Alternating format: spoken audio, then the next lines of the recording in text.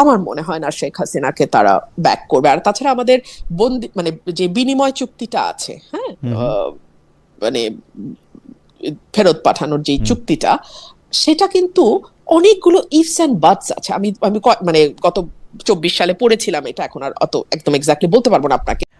ভারত যেন ডক্টর ইউনূস সরকারের বিদায় আর বিএনপিকে ক্ষমতায় আনার জন্য মুখিয়েছিল, এটা অনেকে বলে থাকেন। কিন্তু মে মাসের প্রথম সপ্তাহ থেকেই ভারতের পর্যটন ভিসা স্বাভাবিক করা হবে, সেইটাও একটা একরকম কথা আমরা শুনতেও পেয়েছিলাম।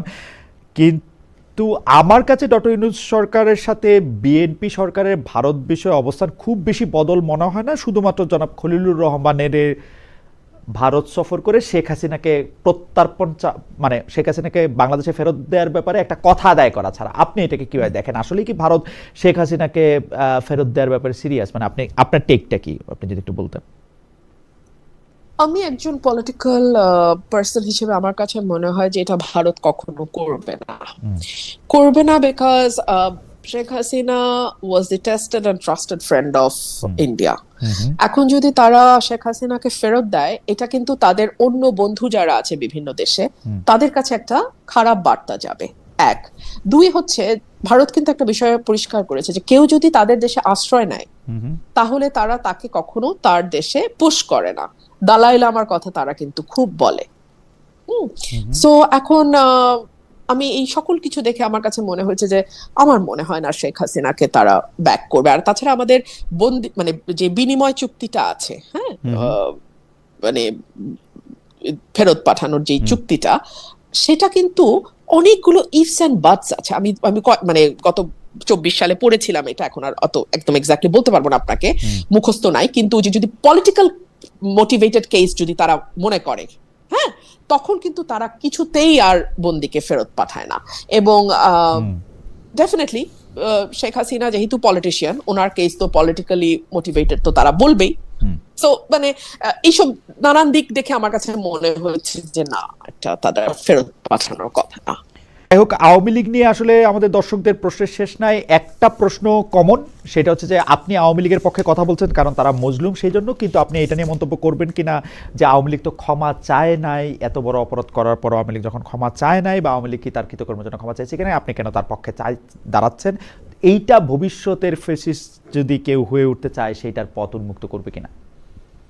আচ্ছা দেখুন, এখানে অনেকগুলো বিষয়। আওয়ামী লীগ ক্ষমা চায়নি, ক্ষমা চাওয়া না চাওয়াটা তার পলিটিক্যাল স্ট্র্যাটেজি বা ডিসিশন। ভুলও হতে পারে, শুদ্ধ হতে পারে, এটা সময় বলবে, এবং এটার মূল্য তার রাজনীতির মাধ্যমেই চুকাতে হবে। কিন্তু এখন তার বিরুদ্ধে আপনি মিথ্যা মামলা দেবেন কিনা, বা তাকে বন্দী হিসেবে আপনি কিভাবে ট্রিট করবেন, কিংবা আপনি যেহেতু এটা একটা পলিটিক্যাল পার্টি, সো তার সে রাজনীতি করতে পারবে কি পারবে না, এটা আপনি কি মানুষের হাতে ছাড়বেন, নাকি এটা আপনি ক্ষমতার বলে আপনি ঠিক করবেন যে আমি ঠিক করে দিলাম যে ওরা এখন রাজনীতি করতে পারবে না, আমি ঠিক করে দিলাম যে ওরা নির্বাচনে অংশ নিতে পারবে না। এখন এটা কি মানে আমরা নির্বাহী আদেশ দিয়ে, যেহেতু এখন ক্ষমতা আমরা পেয়ে গেছি, আমরা ঠিক করব, নাকি এটা আসলে মানুষের হাতে, 20 কোটি মানুষের হাতে ছেড়ে দিলাম? আচ্ছা ঠিক আছে, ভোট দেওয়া মানুষ ওরে, যেমন ধরেন জাতীয় পার্টিকে শূন্য একটা আসনও পায় না, জিএম কাদেরও জিততে পারে না নির্বাচনে, ঠিক আছে। এখন আওয়ামী লীগকে যদি মানুষ তার ভোট দিয়ে প্রত্যাখ্যান করতো, এই যে সরি বলে নাই, এই যে কোনো রিমোর্স নাই, এই যে তারা মানে অগস্ট মাসে এবং জুলাই মাসে ভয়াবহ গণহত্যা চালাইছে, ইত্যাদি ইত্যাদি ইত্যাদি, সো ইত্যাদি কারণে যদি মানুষ তাদেরকে ভোটের মাধ্যমে জবাব দিত, তাহলে রাজনীতিতে আওয়ামী লীগের অবস্থানটাকে আরো অনেক বেশি দুর্বল হইতো না? অবশ্যই। তাহলে কি আওয়ামী লীগের রাজনীতিটা আরো অনেক বেশি মানে মলিন হয়ে যাইতো না? কিন্তু সেই সুযোগটাই তো আমরা তাদের দিলাম না। অবশ্যই। আমার মনে আছে যে সম্ভবত আপনার সঙ্গেই আলাপে যখন ডয়চে ভেলেতে ছিলাম, আমি এরকম বলেছিলাম, যখন শেখ হাসিনা প্রধানমন্ত্রী আছেন, আমি তখন এরকম বলেছিলাম যে শুধু প্রধানমন্ত্রীর চেয়ারটা ছেড়ে দেন, তারপরে শেখ রেহানাকে বানান প্রধান নির্বাচন কমিশনার, তারপরে ভোট দেন। একদম, তারপরে ভোট দেন, তারপরে ভোট দেন।